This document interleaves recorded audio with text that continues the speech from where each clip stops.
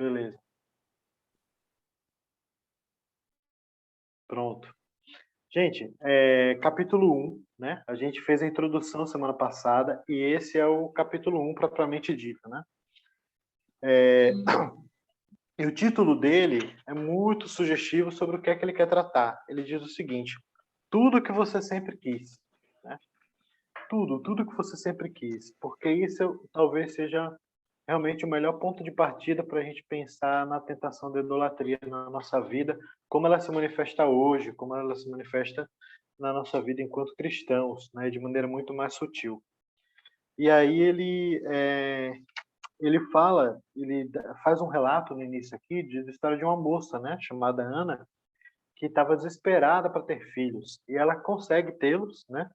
Mas é muito desesperada, né? Quem aqui tem alguma vontade, algum desejo, já teve, né, e realizou, ou tem, e que, tipo, cara, todos os dias eu sonho com isso, né? Todos os dias eu sonho com realizar esse desejo, né, almejar esse objetivo e alcançá-lo, né? Quantos de vocês aqui não devem ter? Inclusive, podem falar, gente, se alguém tiver algum relato, não tem problema. Não, nada que almejou bastante na vida, assim, de maneira que fosse quase obsessiva, assim, né? Tipo, de repente, André, tipo, não, eu tenho que no vestibular. passar numa seleção para professor efetivo de uma universidade, por exemplo, né? Concurso público é uma obsessão de muita gente no Brasil. Ou eu tenho que, né, conseguir, tipo, namorar aquela menina, né? Tipo, isso é uma obsessão também, né? Que às vezes a gente tem, né? De casar, não importa com quem seja, né? De ter filhos, como é o caso dessa moça aqui, né? Aquela vontade que muitas vezes, inclusive, é o que acaba dando na prática sentido à vida de muita gente, né? Eu lembro assim, quem gosta muito de política, eu gosto, e uma coisa que volta e meia acontece de 4 em 4 anos, de 2 em 2 anos, mas principalmente em eleições para presidente, é de surgirem muitos candidatos que as pessoas dizem: fulano tem uma obsessão por querer ser presidente do Brasil. Eu lembro que falavam muito isso do José Serra.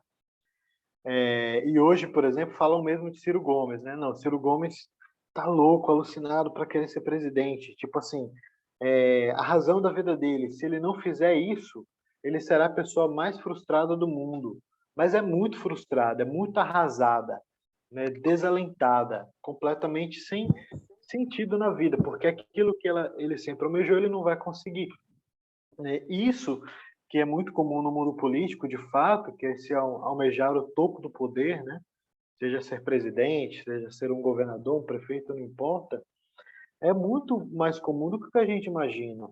E é muito presente na nossa vida, só que de uma maneira tão natural que a gente não pensa que pode ser idolatria, mas que ela se manifesta no tempo que é consumido da nossa vida com aquilo, né, nos recursos que a gente gasta, né?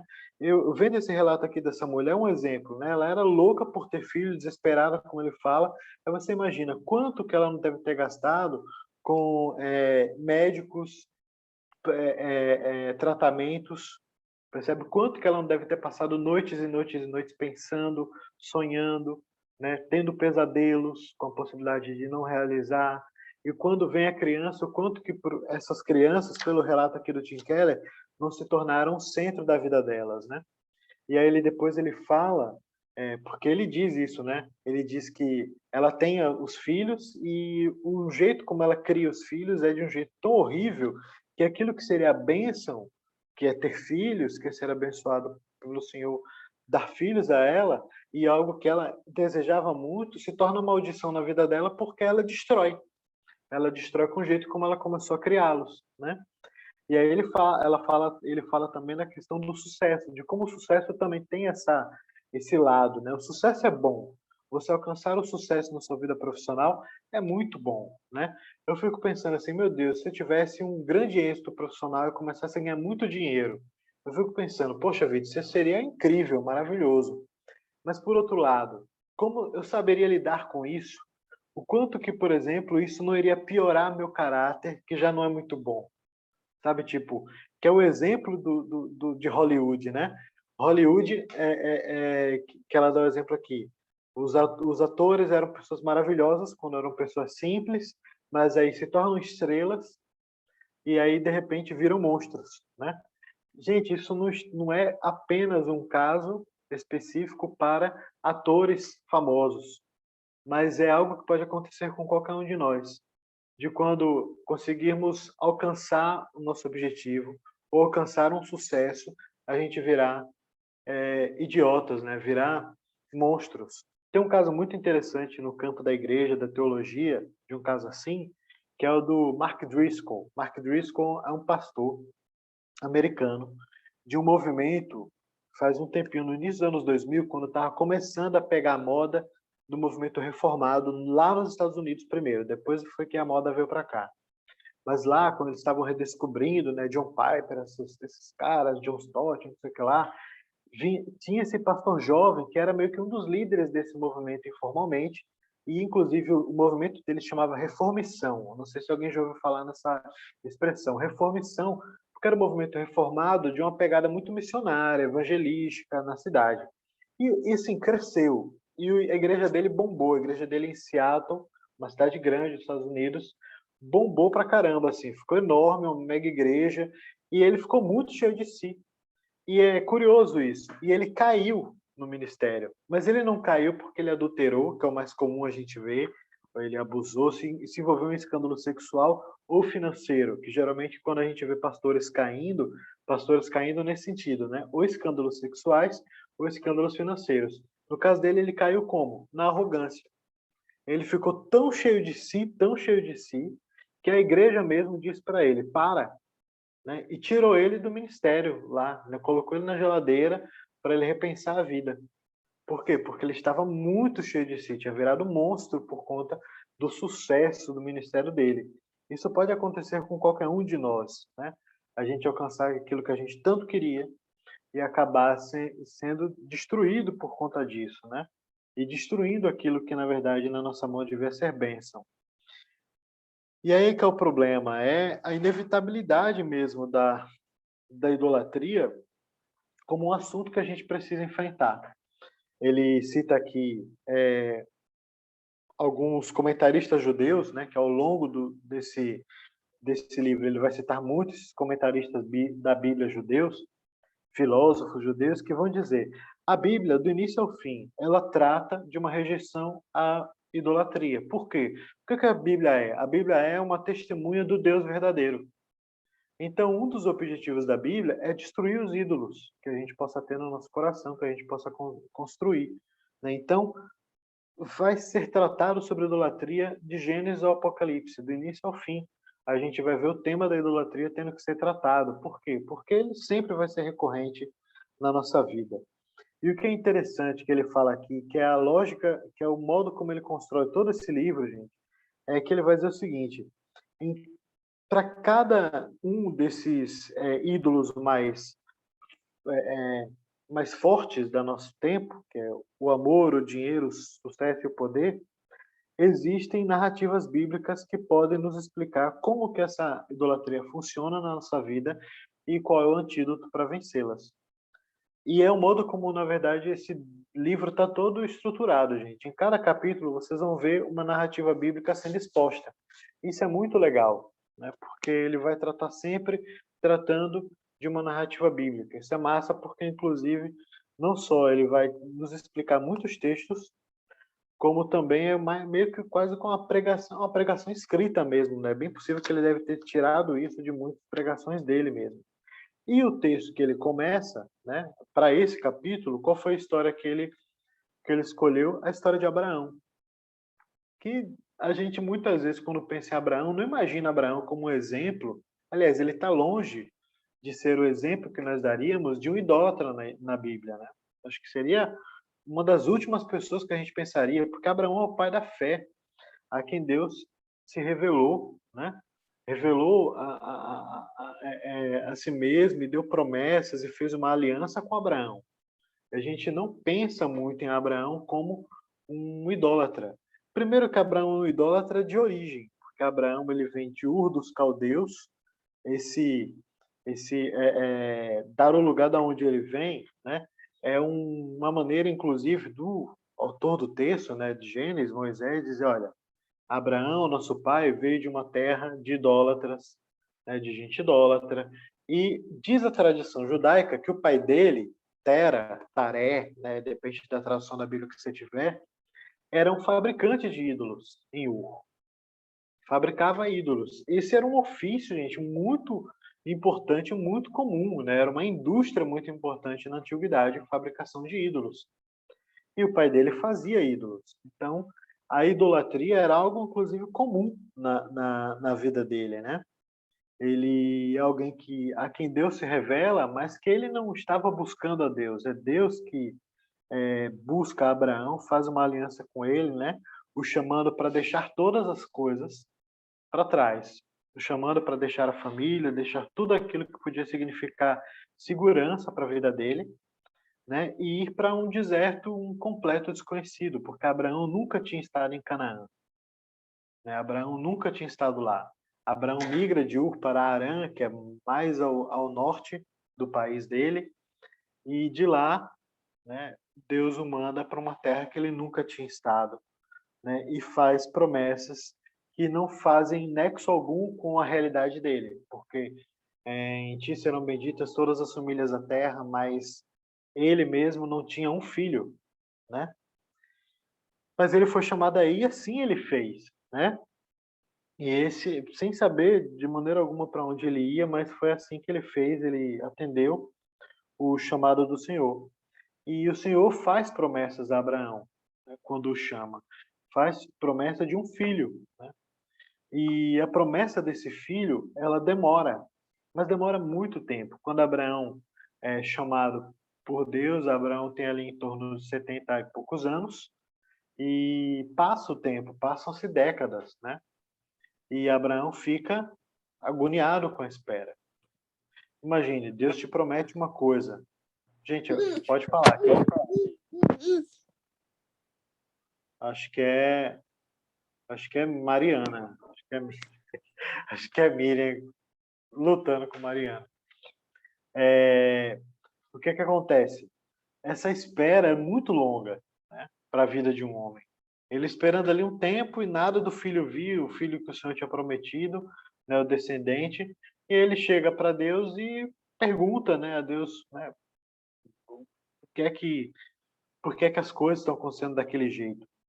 E é muito interessante essa observação que o Tim Keller faz a respeito desse tempo de espera da vida de Abraão. Deixa eu ver o comentário. Eu estou com o celular aqui. Ah, não? Então, e aí o Tim Keller vai falar o seguinte, que a espera refina a fé. Né? A espera refinou Abraão, a fé de Abraão. Eu achei essa frase muito boa, muito interessante, né? As protelações quase infinitas, né? Ou seja, Deus manda ele ir para um lugar que ele não sabia onde é que ficaria, como seriam as coisas, sem saber de nada, às cegas completamente. Quem faz grandes mudanças, né, como André e Rafa, por exemplo, que saíram do Pará, vieram para uma terra, né, bem diferente, ainda que sejamos tudo Brasil, né, muito provavelmente deve ter se perguntado sobre muitas coisas com as quais não sabia como é que ia acontecer, né? Todo tipo de mudança nos faz a gente ficar cheio de perguntas. E Abraão, com certeza, fez várias, né? E Deus fez promessas que simplesmente ele não as via sendo cumpridas. Mas o Tim Keller ele dá faz essa interpretação que é muito interessante, né? De que isso refinou a fé dele. Né? Isso foi importante, inclusive, para prepará-lo para provas muito maiores que ainda viriam, né? E até que a criança vem, né? Ele agora já com quase 100 anos de idade, é que Deus dá um filho para ele quando ele já está perto, né? Começando ali o que ele já está vivendo os acréscimos, né, de uma expectativa de vida humana. E ele tem o filho, né, o filho da promessa. Ele já teve Ismael, mas Ismael não era o filho da promessa. O filho da promessa era o filho da esposa dele, de Sara. E esse filho vem até que enfim. E o que é interessante, e está muito, irmãos, nas entrelinhas do texto, o quanto que Isaac deveria significar para Abraão. Não era pouca coisa, gente, era muita coisa mesmo. E aí o Senhor, ele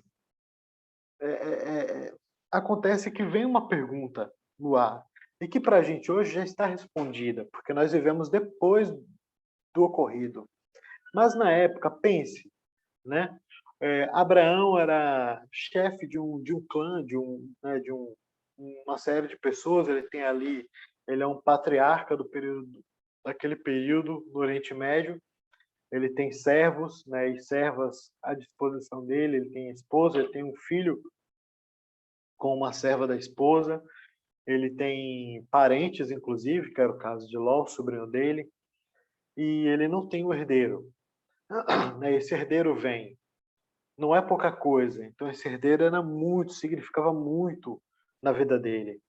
E aí vem a pergunta: o tempo da espera acabou? Será que acabou porque ele alcançou aquilo que ele tanto queria? O filho que ele sempre quis, ele nunca teve. O filho que iria continuar a descendência dele. Ou seja, será que Deus, o Deus que se revelou a ele lá no deserto, né, que se apresentou a ele, fez com ele aliança, foi só um meio para ele conseguir o descendente? São perguntas que a gente pode pensar, não, mas Abraão depois, né, a fé lhe foi imputada como justiça, porque ele creu. Sabemos disso agora. Mas na época, né, imagine, muito provavelmente não, né? Muito pelo contrário. Abraão tinha talvez realmente perspectivas mais utilitaristas do relacionamento com Deus do que o que a gente possa imaginar, porque Abraão não é nada diferente de nós. E nós temos essa tendência também, né, de muitas vezes usar Deus como um meio para a obtenção de alguma coisa que a gente realmente quer, né? E aí a nossa adoração, nosso louvor, nossa piedade, só são meios para conseguir aquilo que a gente quer, né? O que a gente realmente almeja. E quando a gente consegue, aí é que muito provavelmente isso vai ficar evidente. E aí onde vem o segundo, né, chamado de Abraão, que é o chamado para o teste. O chamado do teste de Abraão, né? O Senhor chega para Abraão e pede a ele o filho que ele tinha dado. Quando diz, né? Toma agora o teu filho, teu único filho, né? Ele tinha Ismael que ele despede, mas é Isaac o filho da promessa. Então ele é o único filho. A quem amas, vai à terra de Moriá e oferece-o ali em holocausto sobre um dos montes que te mostrarei. É pedido Isaac, né? Isaac é pedido a ele, o filho que ele ama, né? E aí, de novo, está nas entrelinhas do texto, e o Tim Keller, ele faz ele nos chama a atenção para essa evidência, né? Não é por acaso que o narrador está dizendo teu único filho. Por que que o Senhor evidencia isso na cara de Abraão? Para deixar evidente para Abraão que ele está pegando aquilo que Abraão mais amava, acima de todas as coisas, inclusive de Deus, certo? De que Isaac era aquilo que muito provavelmente mais Abraão amava. E é simplesmente isso que o Senhor está pedindo. Então, essa é uma inferência, né? É uma coisa que está nas entrelinhas do texto, que é muito válida mesmo, da gente pensar que vai nesse sentido. Então, não era pouca coisa, irmãos, que estava sendo pedido ali, mas era algo que o Senhor tinha autoridade para pedir. Tanto que não era questionamento da parte de Abraão. Mas muitas vezes a gente faz esse questionamento, né? Quando o Senhor nos pede os nossos Isaac, né? E a gente acha que a gente tem direito sobre eles. Como você pode ter direito sobre bênçãos? Se são bênçãos, é porque o Senhor te deu, né? Se ele deu, ele também pode tirar. Percebe? É dele, né? Então Deus tinha todo o poder, toda a autoridade para chegar para Abraão e pedir Isaac tranquilamente. E ele não estaria falhando em nada, porque ele deu Isaac, né? Cumpriu a promessa de dar um filho a Abraão. E alguém pode dizer, mas ele prometeu que todas as famílias da terra seriam benditas e tal. Beleza. Só que Abraão quebra o pacto, né? Abraão quebra quando, por exemplo, deita-se com Agar, né, atendendo a voz de sua esposa, e Abraão e Sara ali, eles melam a situação quando tentam adiantar o processo, fazer uma ajuda a Deus, tentando gerar um filho por meio de um atalho. Ou seja, pecados na conta de Abraão não faltavam se Deus quisesse assim fazer e esfregar na cara dele, né? Então, Abraão sequer faz qualquer questionamento, né? Que é o que ele chama aqui de horror do mandamento, né? Um mandamento muito pesado, mas que fazia sentido naquela cultura, naquele contexto, porque era um contexto no qual as pessoas elas não se viam como um indivíduo. Nós vivemos uma época, gente, em que o indivíduo ele é mais importante do que a coletividade, né? Por isso que nós temos muita dificuldade com congregar. Por que é que nós temos um fenômeno como esse de desigrejados, né? Por que é que temos hoje uma explosão de denominações, de, né, igrejas que pipocam por aí a solto? Porque nós temos dificuldades com comunidade, com viver em coletividade. Porque nunca o indivíduo foi tão importante, foi tão central na vida social humana, especialmente no Ocidente e aqui na América Latina também por influência.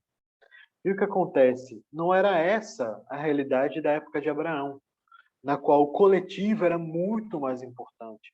O importante não era você ser você, buscando a sua identidade, que é hoje que as pessoas buscam, né? Identidades. Não, era você saber que você pertencia a um clã, a uma tribo, e o importante era a sobrevivência daquele clã, daquela tribo. E um filho mais velho, primogênito, o herdeiro do líder de um clã, de uma tribo, não era uma não era não não era um indivíduo apenas. Ele era a esperança da continuidade daquele patriarca, daquele clã, daquela tribo. Então não era pouca coisa, né? Ele era aquele que iria herdar a maior parte dos bens, iria liderar aquelas pessoas. Então Deus não pede pouca coisa para Abraão, mas pede aquele que simbolizava a própria família. Isso é tão forte, irmãos, na Escritura, que, por exemplo, quando o Senhor quer dar uma lição ao Egito, humilhar de vez Faraó, no Egito, o que é que ele faz? Ele mata primogênitos. Simbolicamente, o que é que ele está fazendo? Matando todas as famílias do Egito, percebe? No simbólico. Mas é um simbólico muito forte. Inclusive o filho do faraó, o homem mais poderoso da terra na época, e o seu herdeiro, aquele que herdaria, né, um dos, talvez, o império mais incrível da antiguidade, simplesmente morre, né? Deus tem poder para dar cabo. E pela mesma razão, os primogênitos eram resgatados em Israel, né, por conta do êxodo. Quando os primogênitos nasciam, os israelitas tinham que fazer um sacrifício para resgatar a vida do primogênito. O primogênito tinha esse peso de representar a família, né? E Isaac era esse primogênito, né? Então, não era pouca coisa, né, que Abraão estava sendo requerido. E não era um assassinato. Deus não fala para ele assim: Abraão, entra na tenda de Isaac, no quarto dele, e mata ele. É um sacrifício, é um ofício, é um rito. E que Abraão não deve ter achado estranho, porque entregar sacrifícios humanos era normal naquela cultura. Então não era algo de outro mundo que Deus estava pedindo, do tipo, ao Senhor. Isso é muito estranho, né? Como até o Tim Keller ele fala aqui, tipo, se ele estivesse pedindo Sara, ele poderia pensar, não, isso é voz da minha cabeça, porque não faz nem sentido isso, né? Me pedir minha esposa, né? Nem jovem mais ela é, ele não faria o menor sentido. Mas o filho único que ele tinha, fazia todo sentido na cabeça de Abraão, por conta do peso simbólico, né? Então não tinha contradição, não há questionamento da parte de Abraão. E aí a gente tem a jornada até o monte dele, né? E aí vem uma das coisas mais complicadas mesmo na vida, não só de Abraão, mas também da nossa, da gente fazer, harmonizar isso. E só a cruz mesmo para nos ajudar a harmonizar, que é a santidade de Deus que requer justiça e a graça de Deus que transborda em amor. Como organizar essas duas coisas, né? Porque se por um lado Deus é um Deus santo, terrível, poderoso, e Abraão tinha consciência disso, e Deus pede isso a Abraão, e Abraão sabe que não tem nenhum direito para requerer de Deus e dizer, não, Senhor, de jeito nenhum, né? O Senhor me deu, é meu, né? Ele não tem nenhum direito para reclamar contra Deus, mas ao mesmo tempo esse é um Deus gracioso que se aproximou dele, o enchendo de promessas, e promessas para muitos e muitos anos depois ali que Abraão mesmo já tivesse morrido, a ponto do próprio Deus adiantar o cronograma, né? O Luiz Saião, ele tem uma pregação em Gênesis 15, na segunda aliança, na aliança mais, né, mais interessante ali que Deus faz com Abraão, que é em cima dos questionamentos de Abraão, né, quando Abraão toma coragem para fazer perguntas a Deus. E o que é que Deus faz, né? O Luiz Saião, ele lembra isso. Deus adianta o cronograma, né? Fala para Abraão algumas coisas que vão acontecer com descendentes dele, né? Olha, você vai ter uma descendência numerosa e tal, mas eles vão ter que descer ao Egito, serão escravizados lá por 400 anos, mas depois voltam, né? Sabe, tipo, pense no tempo, né? Nas coisas que vão acontecer, mas depois eles vão retornar, enfim, deu uma adiantada boa ali no cronograma, como ele também adianta muitas coisas ali no cronograma da redenção ali para Abraão. Mas Abraão ele não tem ele não tem essa dimensão ainda toda, né? Mas ele está com essa grande questão na mão. Como harmonizar? É a jornada até o monte, né? Até a prova. Como harmonizar um Deus santo e um Deus gracioso, né? Como entender que os dois são o mesmo, são a mesma pessoa, são o mesmo Deus. E aí é muito interessante, ele fala de quanto que nesse sentido Abraão lembra muito Jó, né? O fato de receber a prova de Deus sem questionamento, sem ficar fazendo perguntas e responder com fé, dizendo: Ele sabe o que está fazendo comigo, né? E quando ele me testar, sairei puro como ouro. Abraão dá uma resposta nessa linha, quando perguntam a ele, né? O que é que o senhor vai fazer lá, né? E, melhor, quando eles já estão no pé do monte, Abraão vai subir só com Isaac, e aí ele fala para os seus servos, não, nós voltaremos. Olha como ele responde, né? E aí o Tim Keller lembra, ele não fala, eu consigo, né? Eu vou dar um jeito, né? Eu vou dar um jeito aqui de conseguir livrar Isaac, né? Eu trouxe aqui um carneiro para ser imolado no lugar, não sei, vou dar um jeito, vou simular alguma coisa, não. Mas ele fala cheio de fé, voltaremos. E aí ele lembra, o Tim Keller, que ele não está, Abraão, exercendo uma fé cega, né?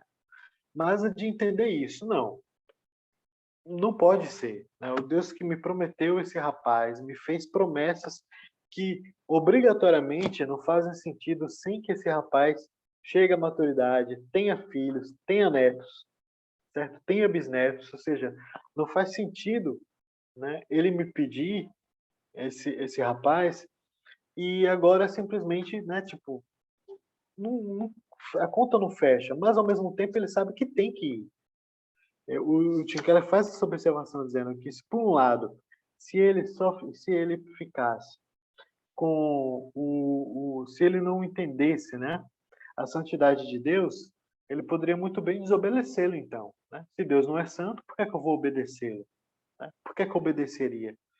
E ao mesmo tempo, se ele também não cresce em um Deus de graça, ele poderia muito bem não ir e ficar simplesmente parado, esmagado pelo desespero, esperando a morte chegar para ele e para o filho, né?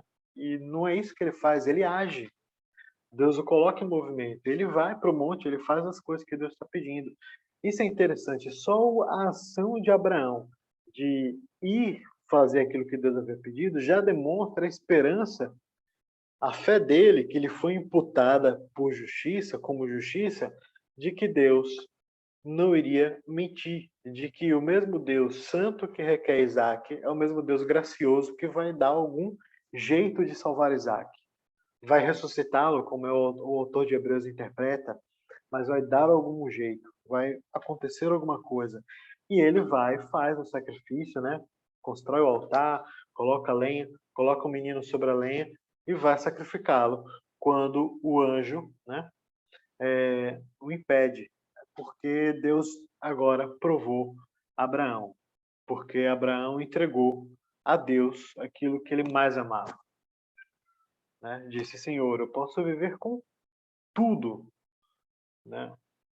Mas viver sem o Senhor é que é o mais complicado. E todas as coisas, né? O Abraão que entrega Isaac, irmão, pode entregar qualquer outra coisa. Qualquer outra coisa. É muito interessante essa prova que o Senhor faz para nos livrar da idolatria. Por exemplo, pensando no caso dessa moça, né?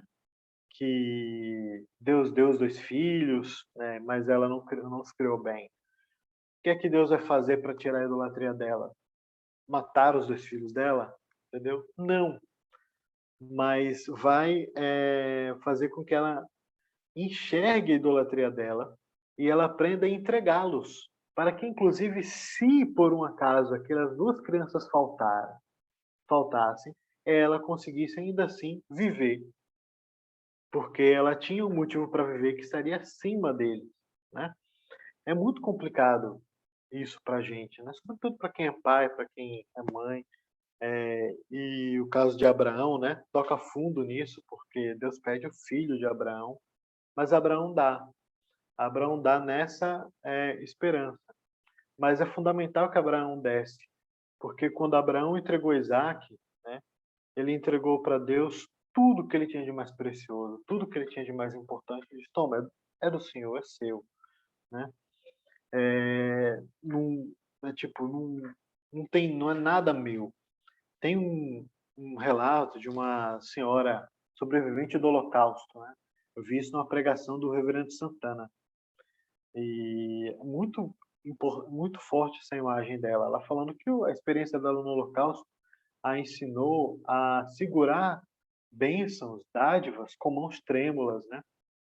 Com mãos que sabem que tudo pode escorregar, que as coisas não, muitas vezes são transitórias mesmo, e que eu não posso me apegar profundamente, fazer daquilo um ídolo, né? De nada, absolutamente de nada, mesmo das melhores coisas do mundo, mesmo daquilo que a gente acha que são as coisas mais importantes do mundo, elas não podem ter um papel de Deus na nossa vida.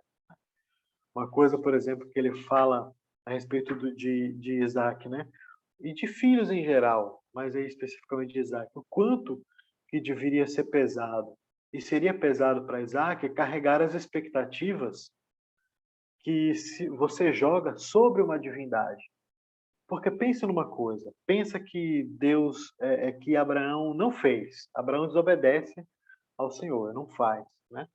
Não entrega Isaac. E não faz. Não, eu estava delirando nesse dia, foi um pesadelo, sei lá, que eu tive. E segue a vida. E o menor erro, né, Tim Keller faz esse exercício mental, né? Muito provavelmente o menor erro de Isaac, ele podia ficar desesperado, né? Porque Isaac não podia errar, falhar em nada, né? Tinha que ser o melhor caçador, tinha que fazer as melhores coisas, casar com a mulher certa e na expectativa de que Isaac tivesse filhos e muitos filhos. Por quê? Porque as expectativas que ele tinha que jogar em Deus, ele jogaria com certeza sobre o filho dele, para que o filho dele não falhasse, né? Para que o êxito da permanência do seu clã, da sua tribo, do seu nome na terra fosse garantido, né? E é isso que a gente faz mesmo. Quando a gente idolatra algo ou alguém, faz daquilo o centro da nossa vida, né, a razão da nossa existência, a gente não só devota o nosso tempo, a gente devota nossos recursos, nossa habilidade, tudo nosso, como a gente também coloca naquilo todas as expectativas do mundo, expectativas que o ente idolatrado não pode suportar e não pode atender. Nenhum filho pode dar a felicidade que só se pode encontrar em Deus, a paz que só Deus pode dar, a segurança que só Deus pode garantir, né? Nenhum relacionamento, nenhum casamento pode dar isso também. Muitos relacionamentos amorosos acabam não sobrevivendo por conta disso, né? Porque se coloca no cônjuge expectativas impossíveis de acontecer, impossíveis de serem supridas. Por quê? Porque o outro é falho, é pecador e é limitado. Porque ainda que ele fosse santo, não tivesse pecado, como um anjo, por exemplo, um anjo que não tem pecado como nós, é uma criatura, é limitada, não é Deus e não consegue suportar as expectativas que a gente só espera de uma divindade, só espera de Deus.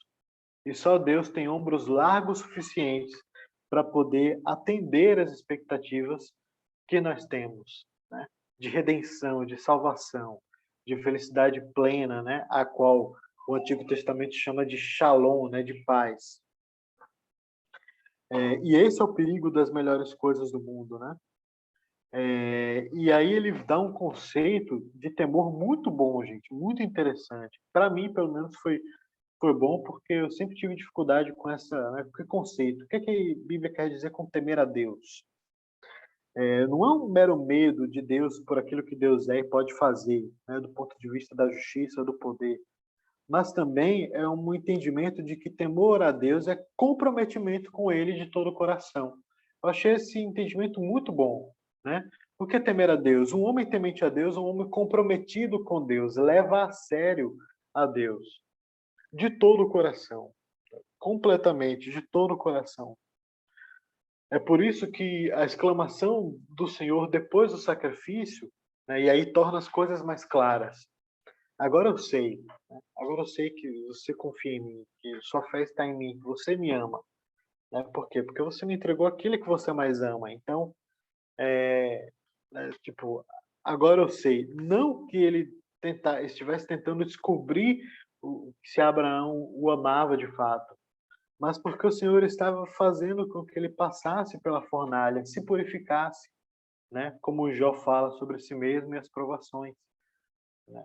Nós precisamos, irmãos, entregar as coisas mais preciosas que nós temos na nossa vida diante de Deus, para que a gente mesmo possa ser purificado.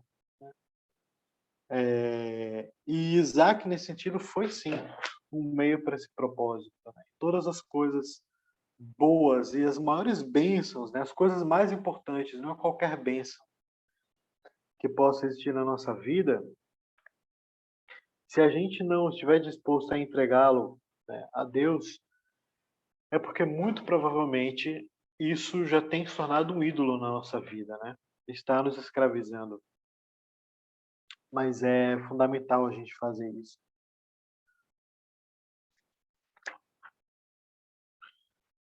Há uma dimensão, e isso estava discutindo essa semana com um amigo meu, né? Que é presbítero, aqui só está no final. Um amigo meu que é presbítero, a gente conversando muito sobre alguns textos bíblicos e tal. Acho que ele está montando um sermão que ele vai pregar na igreja dele. E a gente falando sobre algumas dimensões das passagens, né? Das passagens bíblicas e que um sermão tem que ter. E há sempre uma dimensão particular, por exemplo, essa dimensão do drama de Abraão é muito próximo de nós, porque todos nós temos um Isaac para ser sacrificado. Precisamos colocar, né, diante de Deus. Sacrificado no sentido de como Isaac, né? Colocado diante de Deus e dizer para ele, Senhor, é teu, né? Não é nosso. Né? A gente consegue, sim, viver sem mesmo as coisas que a gente acha que são as coisas mais importantes do mundo. É um exercício que a gente precisa fazer. Mas há também uma dimensão, não só particular nesse texto, mas também uma dimensão redentiva, uma dimensão dentro da história da redenção que também não pode ser perdida de vista.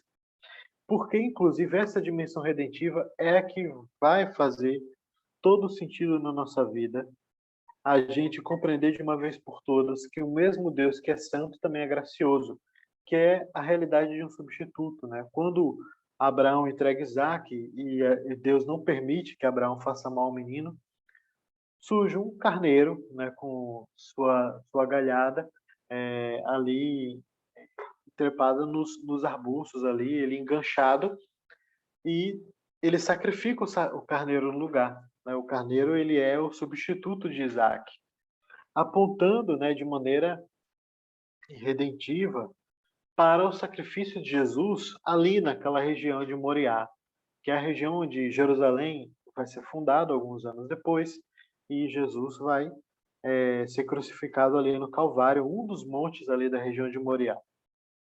E Jesus é esse substituto de Isaac, né?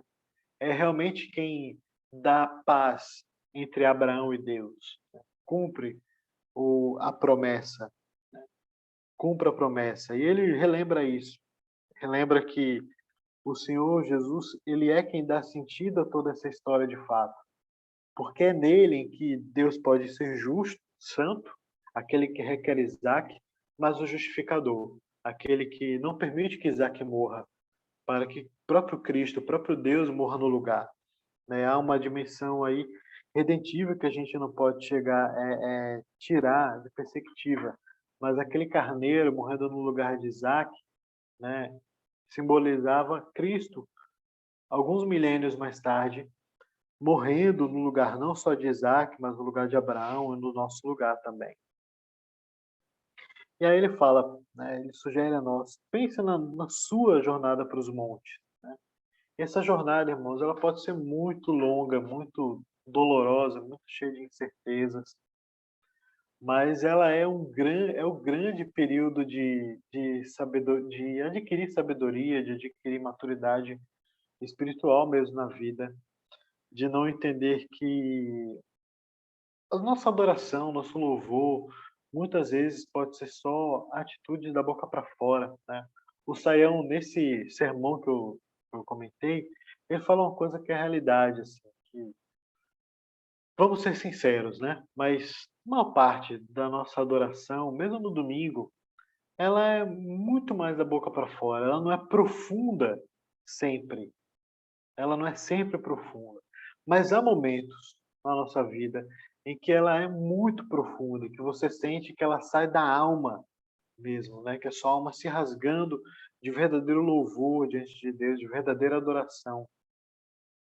Ele sugere que nesse dia em que Abraão fez a aliança com Deus, né? Quando Deus passa nas partes do sacrifício ali, né, partido ao meio, a tocha, enfim, é um dia em que Abraão experimenta isso. E esses períodos, né, que podem ser os períodos mais dolorosos da nossa vida, podem ser também os períodos mais ricos do ponto de vista de experiência com Deus, né? E de aprendizado. Não, né, e isso é muito interessante. A história de Isaac não é uma história que termina mal, né? Não é uma história que termina mal, é uma história que termina bem. Isaac não morre, né? Mas Abraão volta do monte sabendo viver até sem Isaac, porque ele sabe que a o grande tesouro que ele achou na vida não foi ter o sonho de ter um filho realizado, mas foi de que o Deus verdadeiro se revelou a ele mesmo, né? Tipo, aquele vira o grande tesouro da vida de Abraão, o grande testemunho da vida dele. Ele poderia simplesmente ter só esse testemunho. Não, eu conheço um Deus que me deu um filho, que era o que eu sempre quis. Mas ele agora tinha um testemunho muito maior, de que ele não apenas conheceu um fazedor de milagres, um resolvedor de problemas. Eu já ouvi tanto isso, gente, na igreja, assim, igreja pentecostal, né? Jesus, o resolvedor de problemas, o advogado, fale com ele. Que não é uma meia verdade, porque é claro que você tem que falar com Jesus, você está com um problema, fale com Jesus, de fato, é ele quem pode resolver, né? Nessa pandemia, gente, para quem é que a gente clama? Para Deus, óbvio, porque ele tem o controle sobre todas as coisas. Mas não deveria ser essa a razão pela qual a razão última pela qual nós nos achegamos a Deus, como resolvedor de problemas, né?